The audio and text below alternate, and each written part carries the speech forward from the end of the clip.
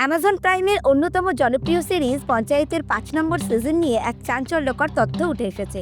স্বয়ং মঞ্জু দেবী মানে আমাদের প্রিয় অভিনেত্রী নীনা গুপ্তা সিরিজটি স্ট্রিম হওয়ার আগেই স্ক্রিপ্ট সম্পর্কে কথা বলেছেন। পঞ্চায়েত সিজন 4 মুক্তির পর থেকেই অনুরাগীদের মনে নানা প্রশ্ন ভিড় করছে। এরপরে কি সচিবজি আর রিঙ্কির প্রেম কাহিনীরই বা কি হবে? কিন্তু এইসব প্রশ্নের উত্তর খোঁজার আগেই একটা বিস্ময়কর ঘটনা ঘটল। একটি সাক্ষাৎকারে যখন মঞ্জু দেবীকে জিজ্ঞাসা করা হলো এসব প্রশ্নের উত্তর, তখন নীনা গুপ্তা সরাসরি উত্তর না দিয়ে নিজেই সাংবাদিকদের পাল্টা প্রশ্ন করেন, আপনাদের মতে এরপরে কি হবে? এর জবাবে সাংবাদিকরা বলেন, এরপরে কিছু একটা ঘটতে পারে, ভোট গণনায় ভুল হতে পারে, মঞ্জু দেবী আবার অ্যাপিল করতে পারেন, ফলাফলকে চ্যালেঞ্জও করতে পারেন এবং শেষ পর্যন্ত নির্বাচনে জয়ী হতে পারেন। সাংবাদিকদের মুখ থেকে এসব কথা শুনে নীনা গুপ্তা হেসে ওঠেন এবং বলেন, চিত্রনাট্য ফাঁস হয়ে গেছে, তাহলে পরের মৌসুমের জন্য প্রস্তুত হন। নীনা গুপ্তার এই মন্তব্য দর্শকদের মধ্যে তুমুল আলোচনার জন্ম দিয়েছে। তাহলে কি পঞ্চায়েত 5-এর গল্পে মঞ্জু দেবী আবারও নির্বাচনে লড়বেন এবং বিজয়ীও হবেন? এখন প্রশ্ন হলো, এটা কি সত্যিই কোনো ফাঁস নাকি নীনা গুপ্তার একটা রসিকতা? যদি এটা মজার ছলে বলা কথাই হয়, তবুও কি এই মন্তব্যে পঞ্চায়েত সিরিজের ভবিষ্যৎ নিয়ে একটা দারুণ ইঙ্গিত পাওয়া গেল?